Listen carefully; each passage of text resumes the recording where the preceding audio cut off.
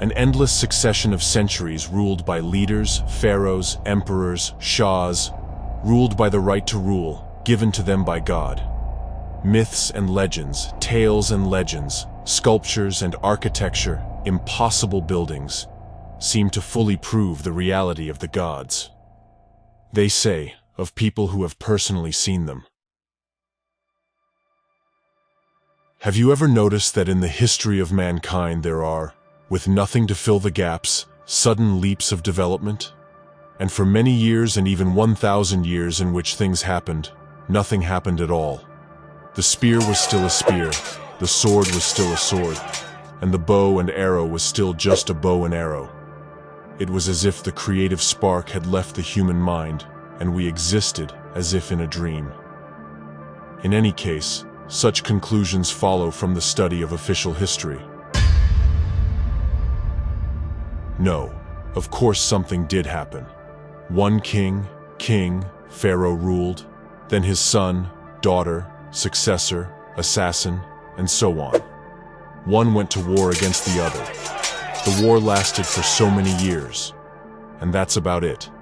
But the average reign of one king can be from 5 to 60 years. That's a whole generation. Anything can happen during that time. But what we know about these times is covered by a huge amount of speculation and fantasy. Of course, this state of affairs does not suit everyone. There is a strong smell of some kind of forgery. And here on these intuitive feelings, understatement, and is born an alternative view of history. We are not satisfied with banal answers, because if we look more closely at the sources on which the ancient history of mankind is based, at small details and nuances, this history begins to wobble and collapse right before our eyes. You're on the Mysteries of History channel, and today we're going to try again to look at some events in history, based not so much on the records, but on the logic of what's going on. After all, if you don't like what you hear and see here, take it simply as science fiction, as I naturally have no evidence that events unfolded in this way. Everything that will be said below is nothing more than one of the variants of events that I assume. The history that we are taught in schools and universities is quite heavily edited, and the understanding of events is inadvertently directed in a completely different direction. Remember, in the movies about Macedon we just read the primary source. That is, Plutarch, Arrian, well, and a few others. But only them. They're edited in Cambridge. Their versions and dogmas are taken from the ceiling and soaked through with agenda. And we end up with a completely different picture of the world and what's going on. Or look, for example, we all know that Giordano Bruno was burned at the stake for believing that the Earth was round and revolved around the sun. Well, it wasn't. In fact, he was burned for something else entirely because of the denunciations of his aggrieved student Giovanni Martyr, whom Giordano simply refused to teach because of his poor memory, and who, out of revenge, told the Inquisition that Giordano Bruno thought Christ was a simple magician, that Christ did not really want to be crucified, and so on. Seems like such a small thing. What's the point of substituting information about historical figures on the fly like that? Who cares? Was Giordano burned because he didn't believe in the dogma of Christ, or because he thought the earth was round? In the end, the fact remains that he was burned for heresy, and so on and so forth. The bottom line doesn't change. He was either way. The alternativist, as it were. Moreover, this information was substituted in the enlightened secular time, when the world is full of atheists, non-believers, and there is a huge state of the USSR, where God was not believed in at all at the official level. However, someone wanted very much that as many people as possible did not know the truth about why Giordano Bruno was actually executed. Well, he considered Christ to be a magician and, in general, taught magic himself. So, what is so scary about this information for secularists is incomprehensible. Why? Has someone for hundreds of years stubbornly directed science away from understanding the ether? It is still unclear what really forced Napoleon to march on Russia in general and on Moscow in particular. Why cover up the filling of an entire planet? Sand and clay. But time does not stand still. If earlier such forgeries were easily realized within the framework of some specific limited regions and libraries, then with the advent of computers, databases, unified information space of the internet, everything is starting to crack at the seams. There are inconsistencies here and there. Very slowly, but steadily, the publicly available database grows, and with it, gradually plot by plot. That is, a grandiose picture of hidden events is emerging. Facts are accumulating, sometimes even at the cost of the lives of enthusiastic searchers. And now, over the last couple of decades, a breakthrough has occurred. We already know for sure that there was a grandiose catastrophe, to hide the consequences of which is now impossible.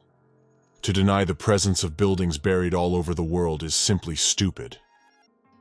Yes, we're seeing sandstorms right now where there shouldn't be sandstorms. Europe, Yakutia, Ukraine. But we don't care, stubbornly repeating that the sand came from the Sahara or China. But if only technological advances and the internet, allowed us to combine disparate bits of knowledge into a less coherent picture. Megaliths, plasticized stone placement technology. Evidence of the gods has also taken on new colors. Myths and legends suddenly began to lose the brightness and colorfulness of fantasies and fairy tales, and began to take on the harshly dull color of reality. Aliens suddenly became very close neighbors, whose bases with high probability are right in our solar system and whose coordinates are already known. Evidence of a catastrophe of cosmic proportions in the solar system is also gaining more and more evidence. What is the case? In it, we hypothesized what actions intelligent civilizations would have to perform if they were in the solar system. At that point, if there were intelligent civilizations on every planet in our system, if there were many more planets themselves, what would these civilizations have had to do in the face of rapidly approaching cosmic-scale catastrophes? One of the mandatory items would have been to establish space bases in certain orbits not possible in natural conditions. These orbits were to maximally carry the bases themselves outside the plane of all destructive asteroid stream, to remove them from its path. And oh my goodness, we actually found as many as 5 of these objects. Not only that, each of them is in such perfect orbits that, first of all, they absolutely do not intersect with each other or with any of the planets, so they have no chance of colliding with anyone. And secondly, it seems that they are tied to certain planets, like markers. One base orbits exactly between Earth and Venus, another between Mars and Jupiter, others beyond Neptune and the Kuiper Belt. In other words, they are there. But that was step 4 on our action list. Now let's go a little further and try to break down the third step in more detail. In it, we suggested that since it is almost certain that the asteroid stream will damage all the planets, everything that is in the ecliptic plane, it is the preservation of the species as a whole that we should be concerned about, and not any individuals. Which means we need to leave deep underground bases on every planet in the solar system, and of all civilizations existing at that moment. At this point, it is necessary to set aside all internal and external disputes, claims, if any. Since it is about the survival of all, each planet was to be divided into sections, enclaves, in which dug super deep bunkers of the city. Of course, there was hardly any active life activity envisioned in these cities.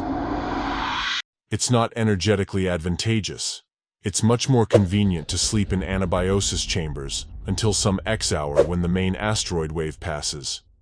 And at the end of the maximum danger period, the survivors would come out of their shelters and start building a new world.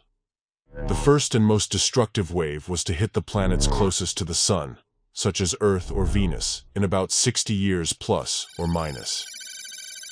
Then this wave enveloped the Sun, partly absorbed by it, partly crashed into the planets, and left for the second circle, which took about 120 years, but accordingly, the second wave was certainly weaker than the first, but still quite intense. It made no sense to get out of the bunkers before the second wave passed. Thus, the minimum stay of civilizations in underground cities of refuge had to be between 180 and 240 years. Naturally, all intelligent beings could not fit there in principle. Many remained on the surface and felt the full force of the catastrophe. A great many living beings perished. Life on almost all planets of the solar system, which existed at that time, died. What's more, whole planets ceased to exist at all. And now, we can only guess at how many there really were. In any case, there were at least 2 or 3 between Earth and Jupiter. And Mars clearly wasn't even there yet. Most likely it was ripped off from another orbit. In general, it seems that the catastrophe that befell the solar system affected and changed everything, and destroyed almost everyone. Perhaps the Earth remained the only planet on which there was any life and the possibility of further existence. Nevertheless, the necessary time had passed, and one way or another, it was going to be time to get out of hiding and rebuild the destroyed civilizations. But that's the ideal. In practice, it's not so simple. And here's why. The fact is that the environment literally dictates the form. If you're an automobile, you'll look like an automobile wherever you're manufactured. If you are an automaton, you will look like an automaton wherever and whoever you are produced. If you live in water, you will look like a fish. It doesn't matter if you're a fish or a mammal, a dolphin, or even just a submarine. None of it matters. You'll look exactly like a fish. If you live in the air, you'll look like a bird. I mean a normal bird, a bat. I mean a mammal, a flying fish. I mean a fish, actually, or an airplane in general. But you're still going to look like a bird. That's how the environment rigidly dictates the appearance of a creature or a device. It is possible to counteract this, of course, but it is very energy-consuming and absolutely pointless. Therefore, on each planet, depending on the habitat, the appearance of living beings, and accordingly, civilizations, should be slightly different. Simply because the probability of different habitats on different planets is very high. And this is a problem, because to settle all species on one of the planets in such a case is simply impossible. If it were us, there would be nothing left for us but to mold the whole planet to suit ourselves. We actually think like that, dreaming of terraforming Mars, the Moon, or Venus. But we're kind of the only inhabitants here. And if there were, say, 3 or even 12 other civilizations on our planet that were different from us, it would inevitably lead to a bloody war of all against all, down to the last creature. A war for home. That's pretty much what every other possible pathway realizes in one way or another.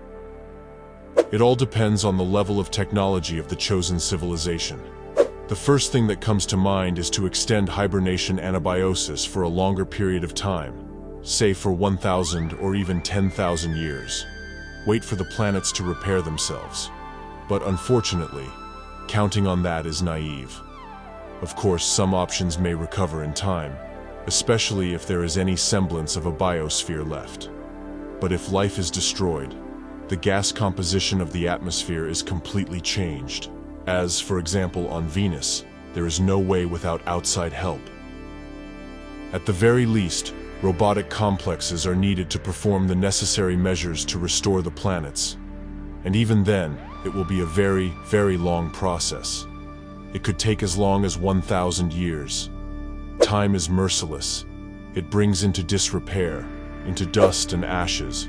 Any metal, plastic, stone, or other material will eventually deteriorate. It will rust, no matter how high-tech it is. Parts have to be replaced. Machinery has to be looked after. Besides, how do you know when it's safe to get out? Who's going to decide that? Who will decide that it's time to start the awakening process? Who will prepare the equipment and banal housing of the city for the just held? Who will prepare the food base after all? And therefore, no matter how it is, but someone will have to come to the surface and manage the process. And this someone should not be a robot.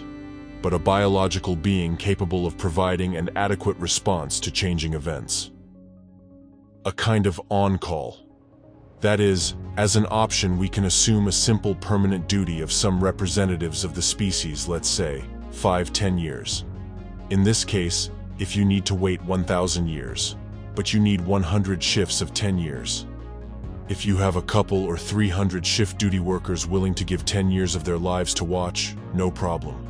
But what if you need to wait not 1,000 years, but 100,000 or 1,000,000? I am, of course, exaggerating, but there are no guarantees and there can be none. Besides, a team on duty has to eat something for the whole period of its duty, and then the next team and the next, and so on for hundreds of years.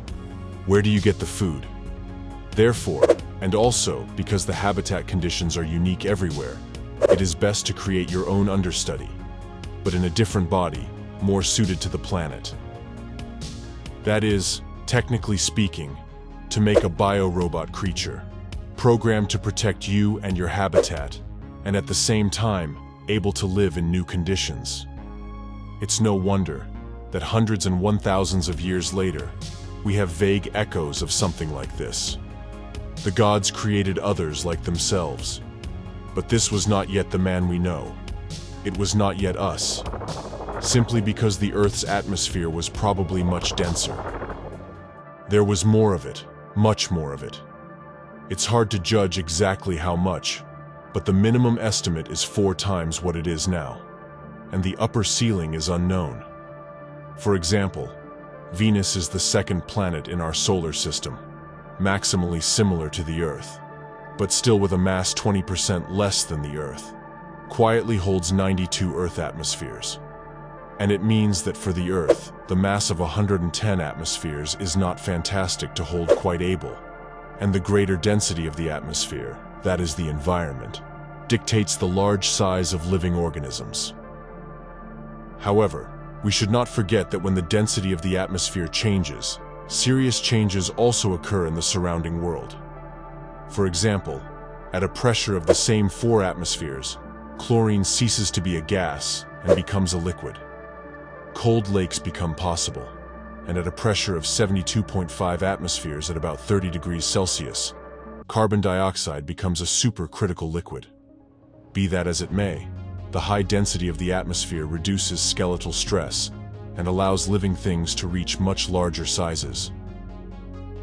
And we see this perfectly well in the examples of pre-flood living creatures, the same dinosaurs, gigantic or titanic endeavors, and everything else equally gigantic, and in places even saber-toothed. So, too, the first humanoid created to live on Earth must have been gigantic. Actually, here too there are no contradictions. The most ancient Sumerian myths and bas-reliefs speak directly about people 5 or even 10 meters tall. Yes, even the later paintings, engravings, all the architecture of antiquity tells us that they were designed for a man much larger than we are now. And the same myths and legends, each in their own way, speak of the half-gods of the Titans, the acts of Jinn, the angels, and so on. All of them were giants. All of them in one way or another possessed amazing technologies not only in stoneworking, but also in genetic engineering, piloting, flying, and even spacecraft. And so on. The Earth was originally divided between them into sectors. In some places it is even stated directly, e.g., in the dialogues, Timaeus and Critias of the very ones from which we know about Atlantis. And in some places it's seen in their actions.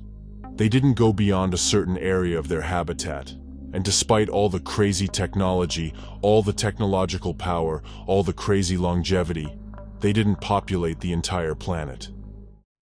Some people think they were infertile or hermaphrodites, but I think that's a poor man's excuse. A creature, even if infertile, with fantastic technology and resources for genetic engineering, can breed its own clones as much as it wants. Yes, after all, even just to correct its own genetic code. And the hermaphrodites, they don't need a couple to breed at all. And although there are reports that they did have sporadic offspring, but still, they were few in number.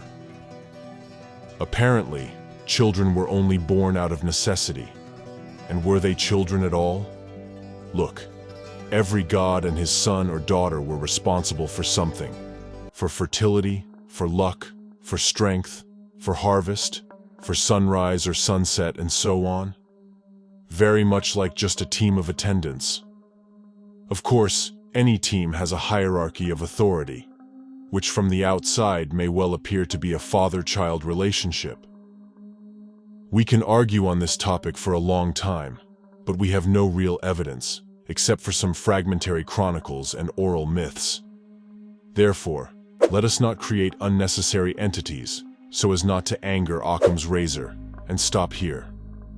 So, 200–300 years after the catastrophe, the first half year perhaps under the control or even in contact with the gods themselves, were to come out of hiding and examine the results, to find out who survived, who didn't.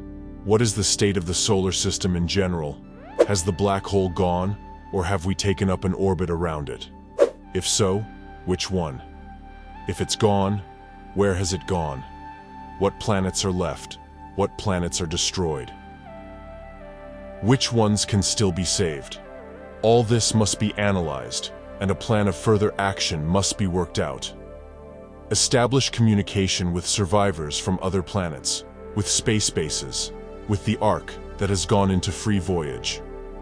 There is a lot of work, and at this point there is a realization that the cycle of catastrophes is not over. Which ones can still be saved? All this must be analyzed, and a plan of further action must be worked out. Establish communication with survivors from other planets, with space bases. The gods are hibernating again. Or maybe they did not come out of hibernation at all, and the half-gods begin their duties to improve the surrounding territories. At some point, they follow in the footsteps of their creators and also create their analogs, but in miniature. 1.5–2 meters tall, us. What exactly they were guided by, it is difficult to say. For some, it is enough that people were convenient for the fulfillment of everyday needs, for example, collecting food, so as not to distract the Titans from their direct duties. But I tend to think that this is not the primary goal. It's one of the goals that the gods set from the beginning, maybe even before they created the Titans. But they're about this task. Now let's focus on our primary goal, and it is to breed and multiply, to increase the population, but at the same time not to go beyond our sector, and not to forget to sacrifice to the gods, that is simply to provide them with food.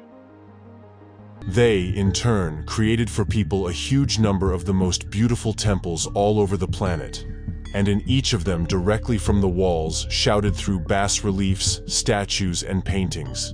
Be fruitful, multiply, love each other. Harvest your crops, raise your livestock, give your fruits to each other and to the gods. Service staff for the higher service staff. I note that apparently, at that time Venus had not yet turned into a fiery hell. The moon was just beginning to form, if it had ever been formed at all, and Mars may well have still been inhabited. The Earth still had a dense enough atmosphere to allow the Titans to exist and directly control humanity. We had to prepare for a new round of catastrophes. The first stream of asteroids came from the very edge of the solar system, from the Kuiper Belt. It had time to accelerate very strongly, but the asteroids were also quite large. It turned out that the Earth was in a unique position that allowed it to pass through it relatively calmly, which cannot be said for the other planets.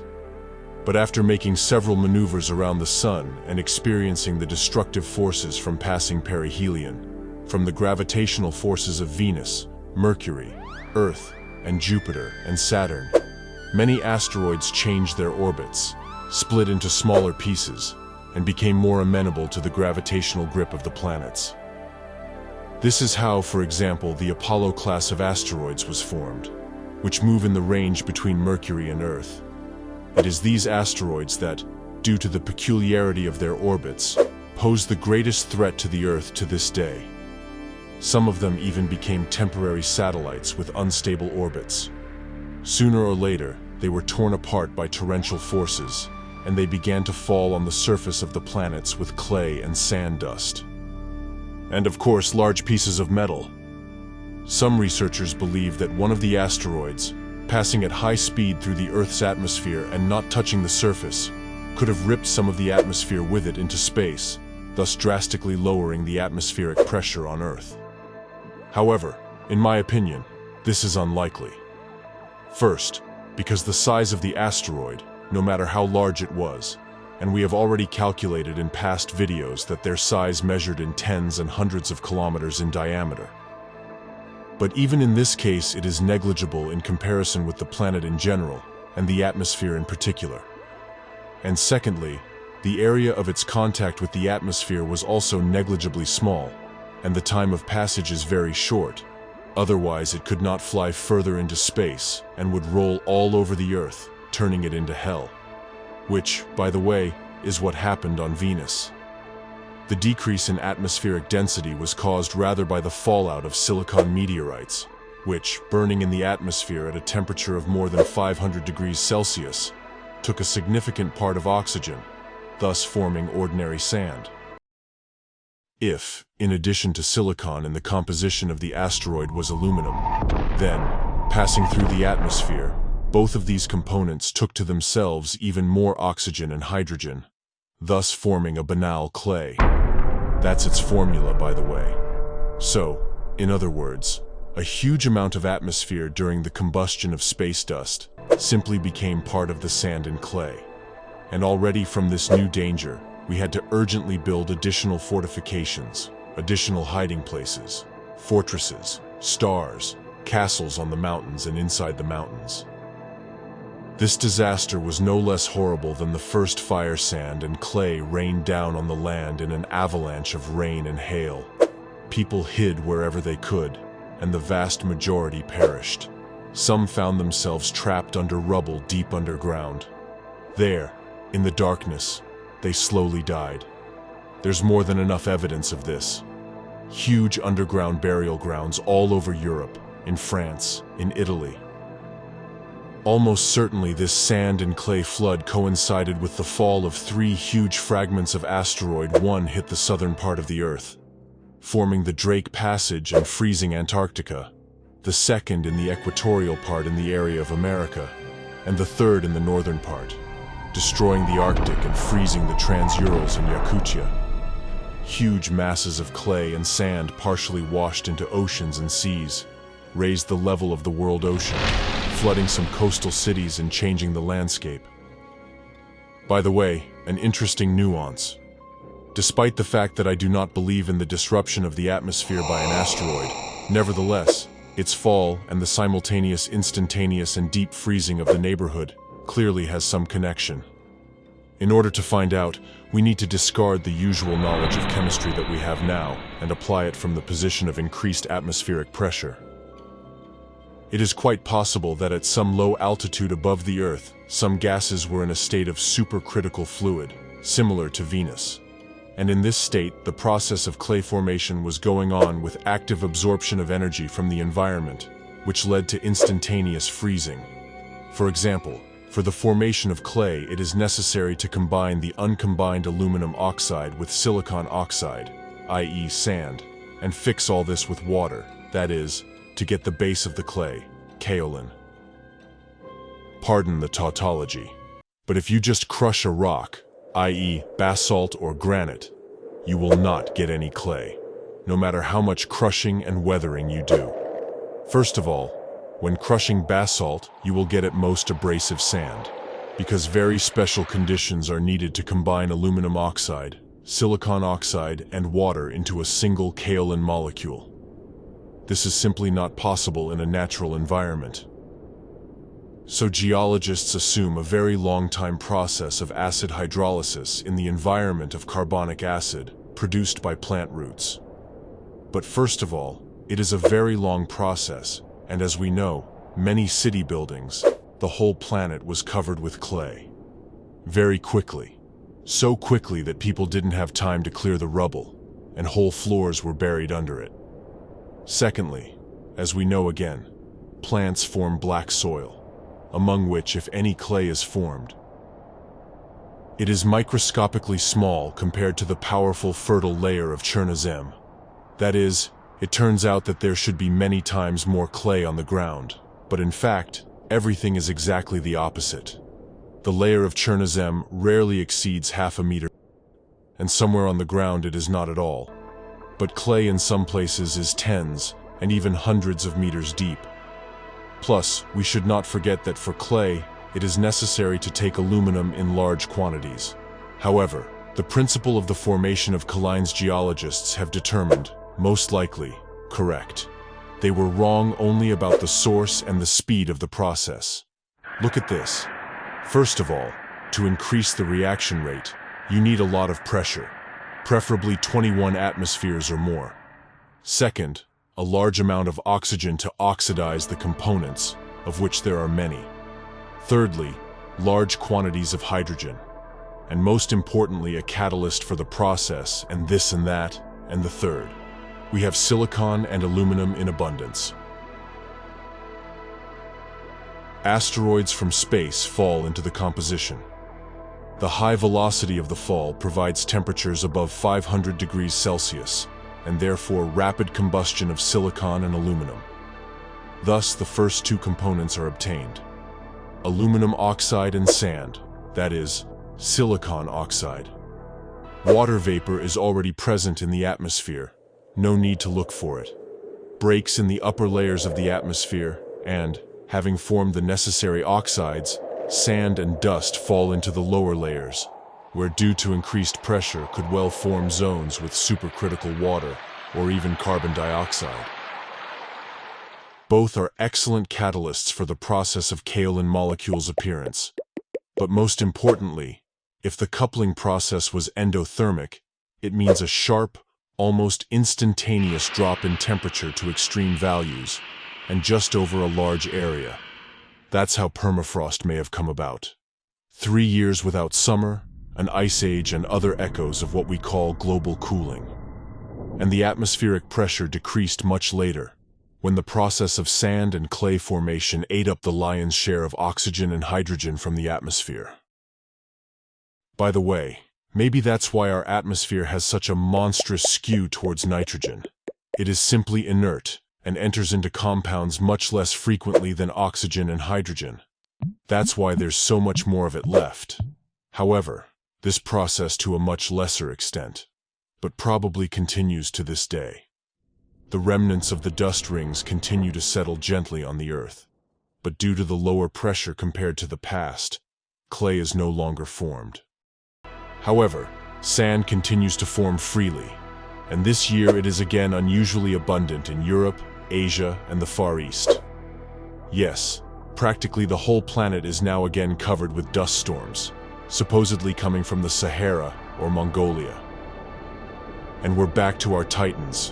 One way or another, the pressure level in the atmosphere has dropped. What's more, knowing the amount of sand and clay produced by the fall of space dust, you can imagine how much oxygen was lost from it. Titans not only could not live on Earth, but because of the lack of oxygen they inevitably developed hypoxia, which, in turn, led to depression, impaired brain function, memory, chronic fatigue, and eventually death. This is what we see in later myths, where titans are represented as rather stupid and inconsiderate creatures. Thus, most of them inevitably perished, but some of them managed to hide in newly created shelters. And this time, they are definitely underground, where it is much easier to recreate a pressurized atmosphere. At a depth of already 100 meters, can easily create shelters with a pressure of 5, 10, and 20 atmospheres, which will be supported by the pressure of the external rock. And the deeper we close, the more pressure we can build up in the bunker. But as we already know, the sand and clay didn't come alone.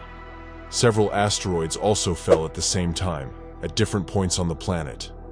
Needless to say, these falls severely damaged, or maybe even destroyed, some of the underground enclave bunkers on Earth, and many meters of clay could have damaged existing exits to the surface. Most likely, most of the civilization was buried in the thickness of the Earth's crust, and others simply could not survive in the more rarefied atmosphere. Therefore, the most prudent thing to do was not to come to the surface at all.